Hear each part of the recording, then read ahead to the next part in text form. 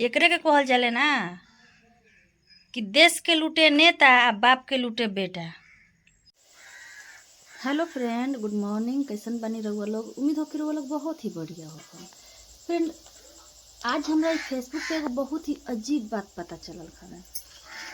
शायद अपने लोग भी फेसबुक पर देखत हो। हम प्रशांत किशोर जी के ऊ है जन स्वराज वाला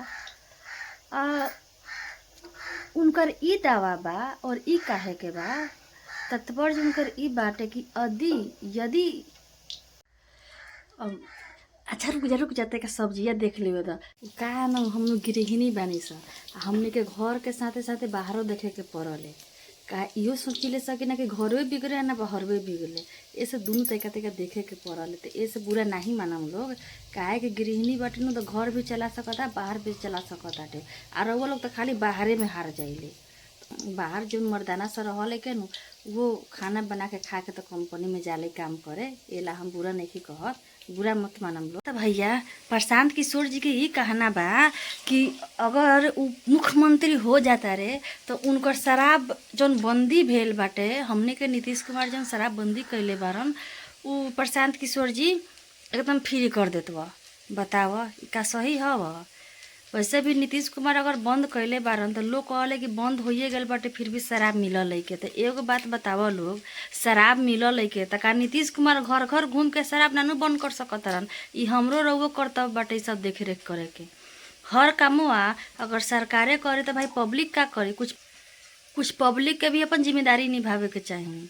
सब लोग कहले कि सरकार ई कह देवल करबे ना करेल। भैया हो तो करबे करल अब, लेकिन कुछ अपनो जिम्मेदारी निभावे के चाहिए। अब बताई लोग, अब नीतीश कुमार शराब बंदी कर दे रहा तो घर घर घूम कर आनो चेक करतव जो जहाँ तक होखल वहाँ तक करल वन कोशिश। लेकिन अभी प्रशांत किशोर जी नया आयल बरन ई कहत रहन कि हमर जब सरकार बनी तो हम का करम कि शराब एकदम खुले आम बेचम। का हो भैया, चाह तरह के दूसरा के बहू बेटी के घर और उजड़ जाओ। लाख प्रशांत की नीतीश कुमार शराबबंदी कैले अब रुक जाते का सुखावरी सब्जिया जड़ जातो हमर। अब हो गए खानवा बन गए हवे, सोचने की जड़ उड़ जाए तो मंगनी में घरों को लोग के डांट सुने के पड़ जाए तो ठीक नहीं खे। हाँ तो हम लॉजिक ये रलवा ह विरोध करत हव आ कहत ह कि हम एकदम खुलेआम शराब बेचवाएम। तो सोचा ना कि जौनो घर दू चार गो बचल बाटे तौनो उजड़ जाई। तो हम तो कहतानी कि घर के अगर मालिके गलत रही तो का बाल बच्चा गलत ना होत बा? बोला, अगर घर के मालिक गलत राह पर जतब तो का बाल बच्चा गलत होतो कि ना होत बा? अगर बाई दबे अगर नीतीश कुमार जी के जगह पे अगर प्रशांत किशोर जी मुख्यमंत्री बन जाता रहन तो उ तो बिहार के गार्जियन हो गलन, बिहार के मने बाप भेलन। तो अगर उ जौन कह रहल बारन कि हम शराब एकदम खुलेआम बेचवा दे हम, तो सोचा कि ई बिहार के पब्लिक के साथे का होत बा?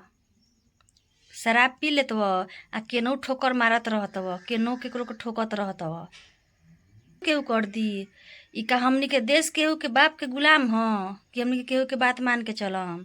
कहना बाटे कि सबसे पहिल का हमर काम ये रही। बताओ, एक मतलब कि सोच के चलल बारन। हमनी के बिहार सोच ल कि अब कितना मुश्किल घड़ी से गुजर रहल हवा।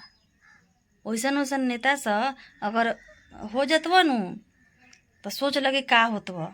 कम होखत हवा, एक्सीडेंट होखत हवा, कौनो केकरो के ठोक देता के न हो, ई सब कम होखत हवा नु बाद में और ज़्यादा होखे लगतो। मान लेनी हमर वीडियो तेका बड़का बात एक लंबा हो जाताटे, लेकिन ई बातवा के तेका गौर करिए उ लोगन का ई सही बा? ऐसा होखे के चाही?